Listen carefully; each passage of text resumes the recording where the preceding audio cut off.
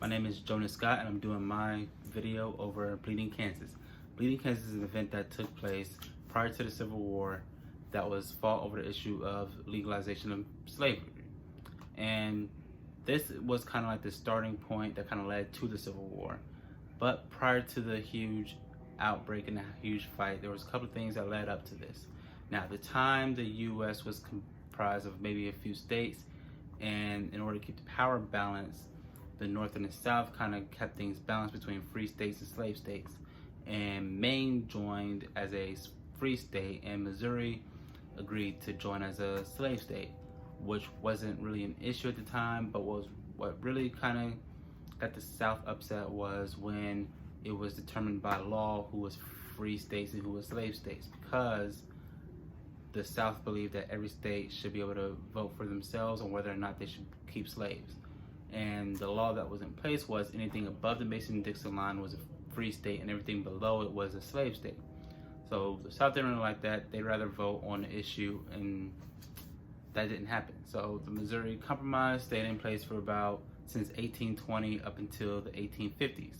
Now, when the 1850s came around, there was a couple of more states applying for statehood, like it was Utah and New Mexico. Now, when Utah and New Mexico applied for statehood, they were able to vote on that issue. It was the first time since the Missouri Compromise that states were allowed to vote on this issue, which made the North upset, and the South was kind of happy about that because they finally got their way. Now, the North was very, very anti-slavery at the time. They didn't like it. They called President Franklin and Stephen A. Douglas traitors. They called them traitors, and that how could they do this, and they was very upset with the decisions they made. But Stephen A. Douglas' motivation was he wanted more states from the West to kind of join a union. He didn't really care about the whole debate. He'd rather settle it themselves. So they was able to get something passed as the Dodge Bill. Dodge Bill was the foundation for the Kansas-Nebraska Act. And the Kansas-Nebraska Act did away with the Missouri Compromise and allowed states to vote on whether or not they free state or a slave state. And also, the Kansas-Nebraska Act was drafted in 1950s. It was 1850s, and which kind of led to tension between both sides. And then when Kansas was applying for statehood, there was a lot of conflict going on between that about whether there should be a free state or a slave state. And there was a lot of conflict there. So the people who were anti-slavery kind of rushed to try to occupy Kansas, and people who were pro-slavery did the same thing, to try to get the state to swing one way or the other. So during this time, you got people not that they was running from anything, but they was trying to occupy the state because they felt that strong about their beliefs when it came to slavery. So in order to settle this issue, Congress was like holding elections and stuff like that. But the North felt cheated because there were the Board of Referees there, and the Board of Referees, their presence was like threatening and kind of persuaded people to vote for slavery. And because of that, the people who were anti-slavery thought the whole thing was like not real. They didn't like it. They didn't acknowledge any of the laws that were passed.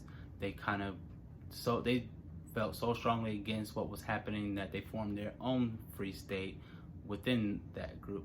So the people who were pro-slavery were very upset. They went to the free city of Lawrence, and they bombed the hotel and a couple other buildings that got destroyed in that. And someone by the name of John Brown, he was very anti-slavery. He felt so strongly against slavery, and he didn't like the attack that was brought on to them, and he retaliated a couple of days later. This was the starting point of the many battles that took place in Kansas between the people who were pro-slavery and anti-slavery. And the violence that took place in Kansas got so widespread during that time that it got the name Bleeding Kansas, and that's where the name Bleeding Kansas come from, is because of all the violence that took place when people who were for slavery and against slavery was fighting to make Kansas be what they wanted it to be.